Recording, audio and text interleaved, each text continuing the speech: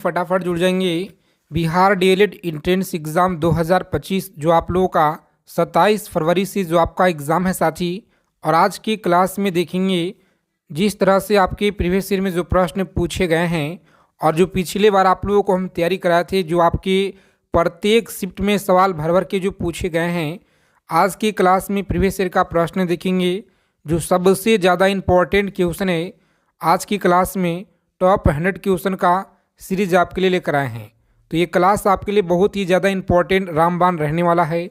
अगर आपको इस बार डीएलएड एंट्रेंस एग्ज़ाम में बिल्कुल अच्छे नंबरों से क्वालिफाई करना है तो इस क्लास को बिना स्किप किए हुए अंत तक देखिएगा, क्योंकि आज की क्लास में सेलेक्टेड इम्पॉर्टेंट क्वेश्चनों को निचोड़ संग्रह देखेंगे।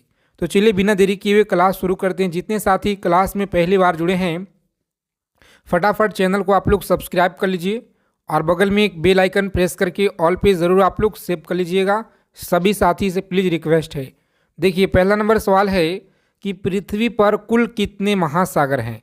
प्रत्येक सवाल का आंसर आप लोग कमेंट बॉक्स में बताते चलेंगे। पृथ्वी पर कुल कितने महासागर हैं तो आप सभी को बताना है फटाफट राइट आंसर क्या रहेगा। यहाँ पे इंपॉर्टेंट क्वेश्चन है, लगातार आपके परीक्षा में सवाल पूछे गए प्रीवियस ईयर में सबसे ज़्यादा बार। उन्हीं सारे सवालों को आज की क्लास में हम लोग देखेंगे जी। बताइए आप लोग। तो याद रखेंगे आप लोग 5 महासागर, कितना 5 महासागर, ऑप्शन नंबर सी रहेगा इस क्वेश्चन का राइट आंसर। आगे देखेंगे अगला क्वेश्चन पूछा गया है कि पृथ्वी पर कुल कितने महाद्वीप हैं। आज की क्लास में साइंस के प्रश्न भी लेकर आए हैं और हिंदी के प्रश्न भी देखेंगे, ठीक है। हिंदी के प्रश्न भी लेकर आए हैं तो आप सभी साथी क्लास को अंत तक देखिए। छोटी क्लास है, आपके लिए बहुत ज़्यादा इम्पोर्टेंट है। पृथ्वी पर कुल कितने महाद्वीप हैं तो अच्छे से आप लोग याद रखिएगा 7 महाद्वीप है। कितना 7 महाद्वीप है।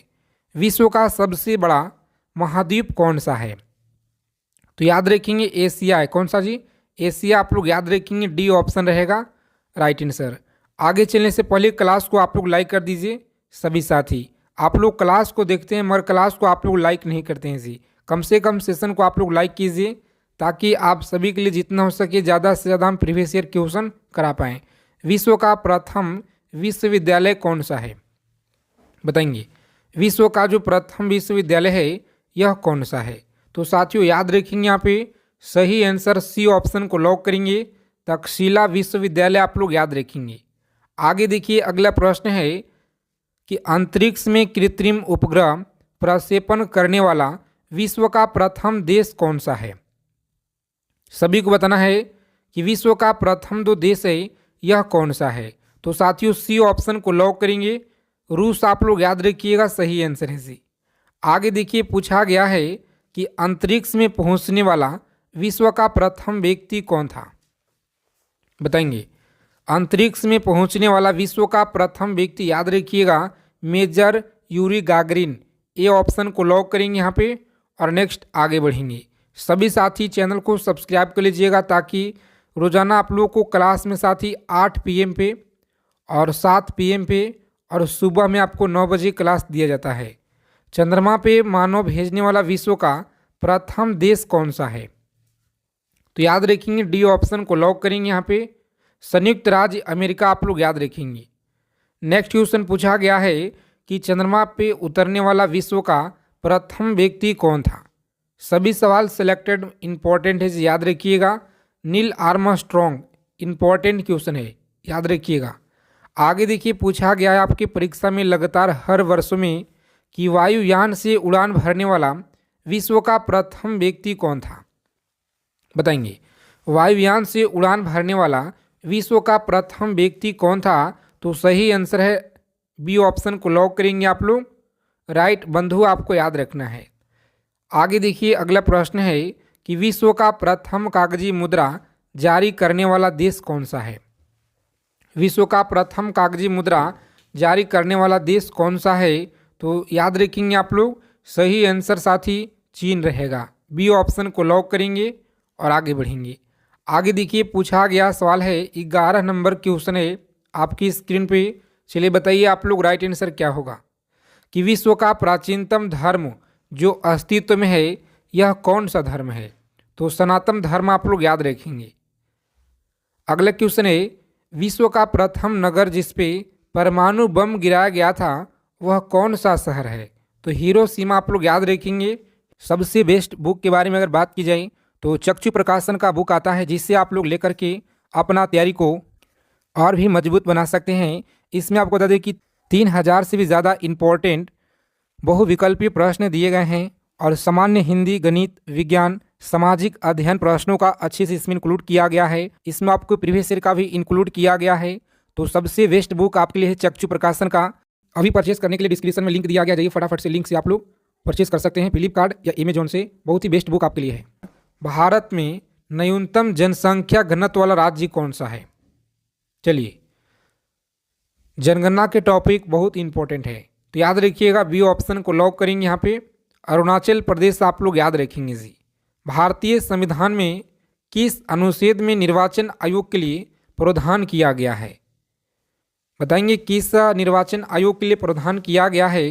तो सी ऑप्शन हमारा सही आंसर है। नेक्स्ट क्वेश्चन देखेंगे, पूछा गया है संविधान के किस अनुच्छेद के आधार पर वित्तीय आपात की उद्घोषणा राष्ट्रपति करता है?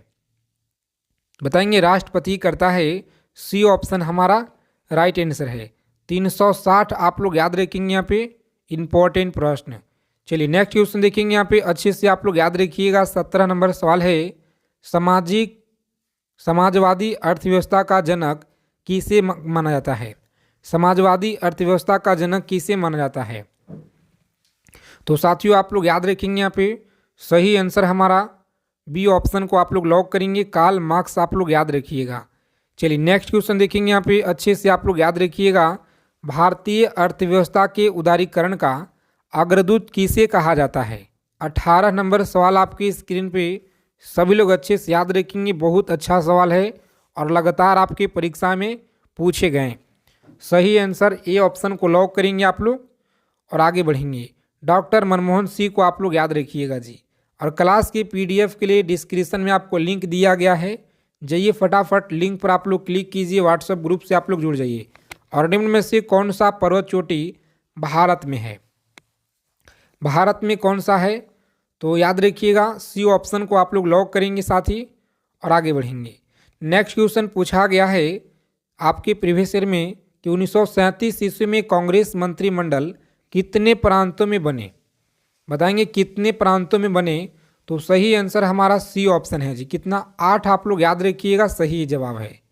चलिए नेक्स्ट क्वेश्चन देखेंगे, भारत के नेपोलियन किसे कहा जाता है? भारत के नेपोलियन किसे कहा जाता है? तो समुद्रगुप्त आप लोग याद रखेंगे, ऑप्शन नंबर बी ऑप्शन को आप लोग लॉक करेंगे और आगे बढ़ेंगे। सभी साथी क्लास को बिना स्किप किए अंत तक देखिएगा। अगर आपको इस बार अच्छा नंबर लाना है, स्कोर करना है एग्जाम में, तो तीनों गोलमेज सम्मेलन किस देश में हुआ था? तीनों गोलमेज सम्मेलन किस देश में हुआ था? तो याद रखेंगे आप लोग, सही आंसर हमारा ब्रिटेन होगा। कौन सा? डी ऑप्शन आप लोग याद रखिएगा, डी ऑप्शन हमारा सही जवाब है। चलिए देखेंगे यहाँ पे 23 नंबर सवाल है, पूना समझौता 1932 के मध्य कब हुआ था? किसके मध्य हुआ था पूना समझौता? तो आप लोग याद रखेंगे साथी, ए ऑप्शन को लॉक करेंगे, महात्मा गांधी एवं भीमराव अंबेडकर आप लोग याद रखिएगा। चलिए देखेंगे सभी साथी अच्छे से आंसर करेंगे, आप लोग गलत ना करेंगे क्योंकि बहुत ज़्यादा महत्वपूर्ण क्वेश्चन है। तमिलनाडु एवं आंध्र प्रदेश तट को किस नाम से जाना जाता है? कोरोमंडल तट के नाम से, या कोकण तट के नाम से, उत्तर सागर मालाबार तट के नाम से? चलिए सभी साथी बताएंगे फटाफट से कमेंट बॉक्स में, देखते हैं कितने लोगों का सही जवाब आता है जी। सभी को बताना है ईमानदारी पूर्वक और अपना अपना स्कोर जरूर बताइएगा सभी लोग। प्रिज्म से गुजरने पे प्रकाश का कौन सा रंग सबसे अधिक विचलन दर्शाता है? बताएंगे सबसे अधिक विचलन कौन सा रंग दर्शाता है? तो सही आंसर सी ऑप्शन को लॉक करेंगे, बैगनी रंग आपको याद रखना है। चलिए सभी साथी फटाफट बताएंगे यहाँ पे, विश्व में तंबाकू उत्पादन में भारत का स्थान कितना है? विश्व में तंबाकू उत्पादन में भारत का जो स्थान है यह कितना है? तो साथियों याद रखेंगे यहाँ पे इस क्वेश्चन का राइट आंसर यहाँ पे रहेगा ऑप्शन नंबर बी ऑप्शन को आप लोग याद रखिएगा, सही आंसर है। झूम क्या है? चलिए सभी साथी फटाफट बताएंगे यहाँ पे कि झूम क्या है। तो सी ऑप्शन आप लोग याद रखिएगा, सी ऑप्शन को लॉक करेंगे आप लोग। खेती का एक प्रकार होता है जी। चलिए देखिए 28 नंबर सवाल है, इम्पोर्टेंट प्रश्न, अच्छे से आप लोग याद रखिएगा कि अब तक कुल कितने बार भारत में राष्ट्रीय आपातकाल लागू किया जा चुका है? बताएंगे अब तक कितने बार जो है भारत में राष्ट्रीय आपातकाल लागू किया जा चुका है। तो सही आंसर आपको याद रखना पे ए ऑप्शन को लॉक करेंगे, 3 बार आप लोग याद रखिएगा जी। और संविधान के आर्टिकल 1 में भारत को क्या कहा गया है? बताएंगे आर्टिकल 1 में भारत को क्या कहा गया है? सी ऑप्शन को लॉक करेंगे, राज्यों का संघ कहा गया है। याद रखिएगा राज्यों का संघ कहा गया है। चलिए देखेंगे 30 नंबर प्रश्न आपकी स्क्रीन पे, सभी को अच्छे से याद रखना है। रंजीत सिंह को राजा का उपाधि किसने दिया? रंजीत सिंह को राजा का उपाधि आप लोग याद रखेंगे, सी ऑप्शन को लॉक कीजिएगा, जामन शाह आप लोग याद रखेंगे जी। चलिए 31 नंबर सवाल आपकी स्क्रीन पे है, सभी साथी फटाफट आंसर करेंगे कि भारत में बजट व्यवस्था का आरंभ किस वायसराय के काल में हुआ था? बताएंगे भारत में बजट व्यवस्था का जो आरंभ है किस वायसराय के काल में हुआ था? तो प्यारे मित्रों बी ऑप्शन को आप लोग याद रखिएगा, पूछा गया सवाल है आपके परीक्षा में। सभी साथी क्लास को लाइक कर दीजिए फटाफट से और चैनल को आप लोग सब्सक्राइब जरूर कर लीजिएगा जितने लोग क्लास में पहली बार विजिट किए हैं। रविन्द्रनाथ टैगोर की गीतांजलि मुख्यतः निम्नलिखित में से किसकी संग्रह है? बताइए आप लोग किसकी संग्रह है? तो बी ऑप्शन को आप लोग लॉक करेंगे, आप लोग कविता आपको याद रखना है जी। चलिए 33 नंबर सवाल है आपकी स्क्रीन पे, सभी साथी बताएंगे। चलिए बताएंगे आप लोग, सभी साथी बताइए फटाफट राइट आंसर क्या रहेगा। बहुत अच्छा सवाल है, आपकी परीक्षा में लगातार पूछे गए जी। चलिए जितने साथी लोग बता रहे हैं यहाँ पे ऑप्शन नंबर डी वाले बिल्कुल सही आंसर है, डी ऑप्शन। चलिए देखिए यहाँ पे 34 नंबर सवाल है कि पंचवर्षीय योजना का अनुमोदित करने वाली सर्वोच्च संस्था कौन सा है? पंचवर्षीय योजना को अनुमोदित करने वाली सर्वोच्च संस्था कौन सी है? तो अच्छे से आप लोग याद रखेंगे, सी ऑप्शन को लॉक करेंगे यहाँ पे, सी ऑप्शन हमारा राइट आंसर है जी, राष्ट्रीय विकास परिषद आप लोग याद रखिएगा। नेक्स्ट क्वेश्चन देखेंगे, पूछा गया है कि बिहार में ब्रिटिश सत्ता का सर्वप्रथम विरोध किसने किया था? अच्छे से आप लोग याद रखेंगे, बिहार में ब्रिटिश सत्ता का जो सर्वप्रथम विरोध किसने किया था? सही आंसर आप लोग याद रखेंगे। बहुत अच्छा सवाल है परीक्षा के दृष्टि से। जितने साथी लोग बता रहे हैं यहाँ पे ऑप्शन नंबर ए बता रहे हैं, बिल्कुल अच्छा तैयारी आपका है जी। ए ऑप्शन को लॉक कीजिए और नेक्स्ट आगे बढ़ेंगे। चलिए देखिए पूछा गया कि पटना में भवानी मंदिर की जो स्थापना है यह किसने किया था? पटना में भवानी मंदिर की स्थापना किसने किया था? तो साथियों सी ऑप्शन को आप लोग लॉक करेंगे, सी ऑप्शन आप लोग याद रखेंगे, भूपेंद्र नाथ दत्त के द्वारा आप लोग याद रखिएगा। चलिए नेक्स्ट क्वेश्चन देखेंगे यहाँ पे, भारत में तेल और प्राकृतिक गैस निगम ONGC का मुख्यालय कहाँ पे है? बताइए आप लोग, ONGC का मुख्यालय कहाँ पे है? तो साथियों लॉक करेंगे सी ऑप्शन को, आप लोग आगे बढ़ेंगे, देहरादून आपको याद रखना है। वायुमंडल की कौन सी परत रेडियो तरंग को परिवर्तित करती है? तो साथियों अच्छे से आप लोग याद रखेंगे, सी ऑप्शन को लॉक करेंगे आप लोग और आगे बढ़ेंगे। आगे देखिए पूछा गया है, पटना युवक संघ की जो स्थापना है निम्नलिखित में से किसने की थी? पटना युवक संघ की स्थापना किसने की थी? सही आंसर याद रखेंगे, बी ऑप्शन को लॉक करेंगे और आगे बढ़ेंगे। मनिंद्र नारायण आप लोग याद रखिएगा अच्छे से। चलिए सभी साथी क्लास को लाइक कर दीजिए, चैनल को सब्सक्राइब कर लीजिएगा। फ्री PDF ग्रुप से आप लोग जुड़िए, वहाँ पे आपको दिया जाता है। बेगूसराय में चौकीदारी कर का विरोध किस आंदोलन का एक हिस्सा था? बताएंगे 40 नंबर सवाल है आपकी स्क्रीन पे। असहयोग आंदोलन का था, सविनय अवज्ञा आंदोलन, भारत छोड़ो आंदोलन, चंपारण आंदोलन। तो सभी लोग अच्छे से याद रखेंगे, यहाँ पे सी ऑप्शन को लॉक करेंगे, भारत छोड़ो आंदोलन इस क्वेश्चन का राइट आंसर। आगे देखेंगे अगला प्रश्न है 41 नंबर सवाल आपकी स्क्रीन पे जी। संगम काल में प्रमुख देवता कौन थे? संगम काल में प्रमुख देवता कौन थे? तो सी ऑप्शन आपका याद रखिएगा सही आंसर है। सी ऑप्शन आप लोग याद रखेंगे। चलिए, सविनय अवज्ञा आंदोलन के दौरान छपरा जेल कैदियों ने नंगी हड़ताल किस मांग को लेकर के किए हुए थे? तो याद रखिएगा अच्छे से आप लोग, वस्त्र के मांग को लेकर के किए हुए थे। जो ऑप्शन नंबर बी में आपको दिया गया है, स्वदेशी वस्त्र की मांग आप लोग याद रखिएगा, परीक्षा में बहुत ज़्यादा पूछा जाता है। चलिए, 43 नंबर सवाल अच्छे से याद रखिएगा। कुशासन के आधार पे किस राज्य को ब्रिटिश साम्राज्य में मिलाया गया था? बताएंगे ब्रिटिश साम्राज्य में मिलाया गया था। सही आंसर ए ऑप्शन को आप लोग लॉक कीजिए। अवध आप लोग याद रखिएगा सही जवाब है। चलिए, भारत में सर्वप्रथम रेतवाड़ी व्यवस्था करने का जो श्रेय है यह किसे जाता है? रेतवाड़ी व्यवस्था का जो सर्वप्रथम है श्रेय किसे जाता है? तो साथियों लॉक करेंगे ऑप्शन नंबर डी और आगे बढ़ेंगे। आगे देखिए, पूछा गया है कि बिहार में मैजिक लालटेन का लेक्चर किस आंदोलन से यह संबंधित है? तो अच्छे से आप लोग याद रखिएगा, 1857 होगा। स्वदेशी आंदोलन है, असहयोग आंदोलन है।